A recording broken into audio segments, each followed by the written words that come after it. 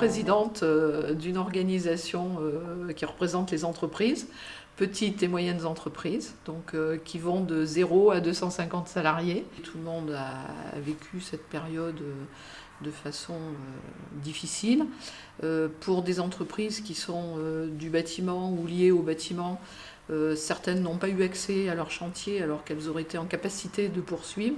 Les maîtres d'ouvrage publics, par exemple, ou même privés, leur ayant interdit l'accès. Les entreprises, pour peut-être des plus importantes, qui ont fait appel aux prêts garantis par l'État, qui est une aide intéressante, certes, mais qu'il va falloir rembourser dans les mois à venir, ce qui implique de faire un chiffre d'affaires supérieur à la normale, pour pouvoir conserver, alors je pense à l'industrie notamment, pour pouvoir conserver à la fois ses personnels, ses sous-traitants, parce que l'effet domino va sans doute jouer, les sous-traitants, les boîtes d'intérim, mais qui commencent quand même à reprendre un petit peu.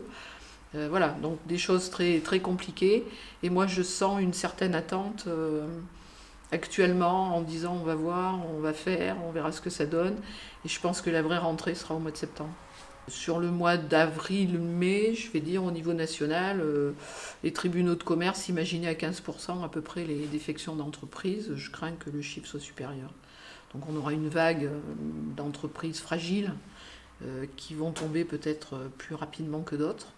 Et je pense que dès l'année prochaine, voire à l'automne cette année, on aura d'autres défaillances. Je suis Fernand Touzé, donc gérant de la société Orecom. Orecom qui œuvre dans le domaine des courants faibles, de tout ce qui est de la téléphonie professionnelle qui est notre cœur de métier avant tout. Si on doit faire le bilan de la période, je dois dire que on a dit que les chefs d'entreprise étaient traumatisés, mais effectivement c'est un traumatisme psychologique de prendre une décision dans des petites structures telles que les nôtres, de dire à notre personnel: messieurs, on n'a plus de travail pour vous, les rideaux sont fermés et vous devez repartir chez vous en chômage partiel. En ce qui me concerne, 40 ans de carrière, je n'ai jamais mis un salarié au chômage.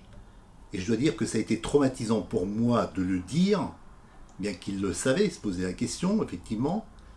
Mais ce qui a été le plus traumatisant pour moi, c'est de revenir le lendemain dans mes bureaux et que je n'avais plus personne autour de moi et que je n'avais plus personne dans les sociétés autour de moi. Et je me suis dit, qu'est-ce qui se passe?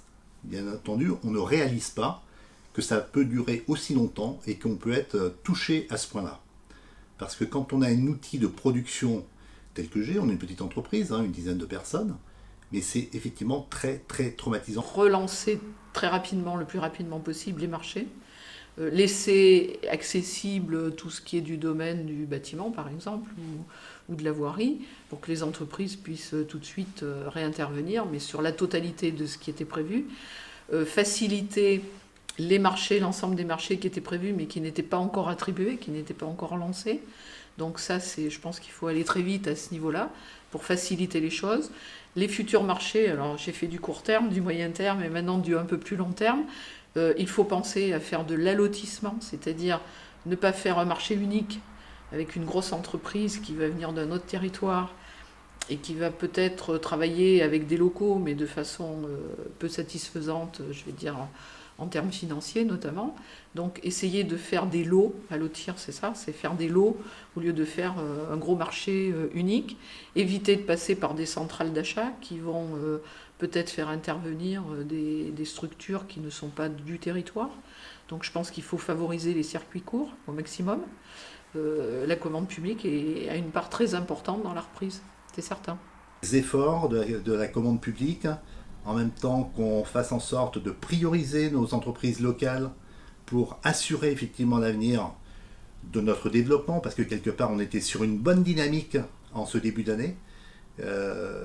Moi je veux dire que j'étais relativement serein jusqu'au 17 mars par rapport à notre chiffre d'affaires qui était engrangé pour la suite des événements. Et là je vais dire d'un seul coup, la cathédrale Notre-Dame de Paris s'est effondrée. Et maintenant il faut la reconstruire.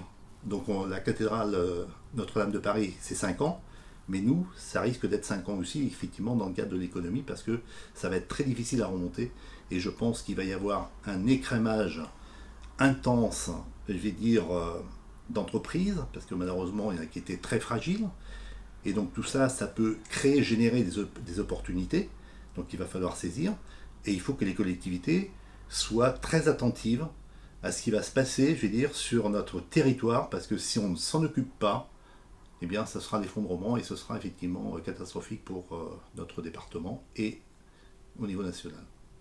Les premières mesures, ça sera de continuer à accompagner les entreprises en difficulté. Vous savez qu'à travers l'agglomération, nous avons fait un fonds de soutien pour les entreprises.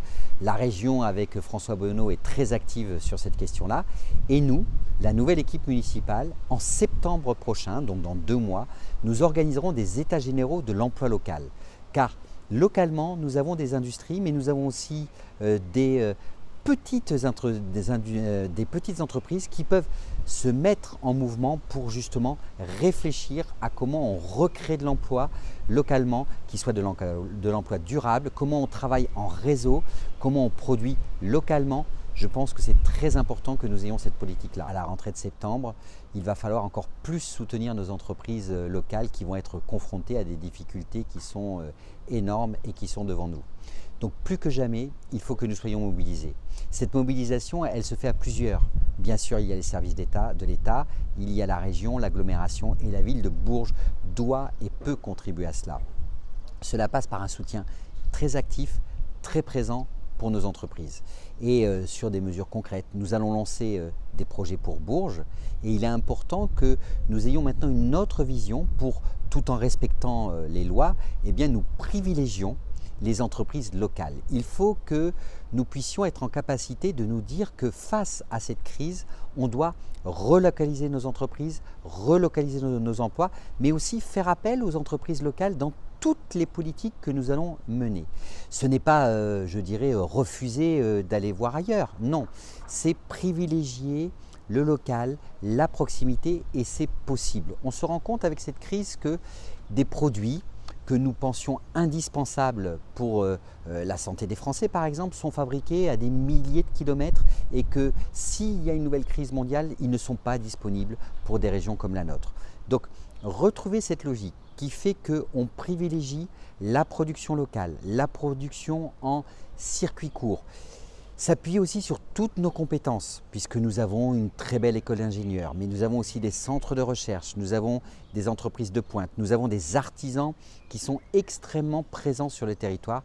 Cela me paraît être quelque chose de fondamental et il faut le dire, une ville comme Bourges, en se mobilisant, en faisant appel à la commande publique, peut aussi apporter son soutien à nos entreprises.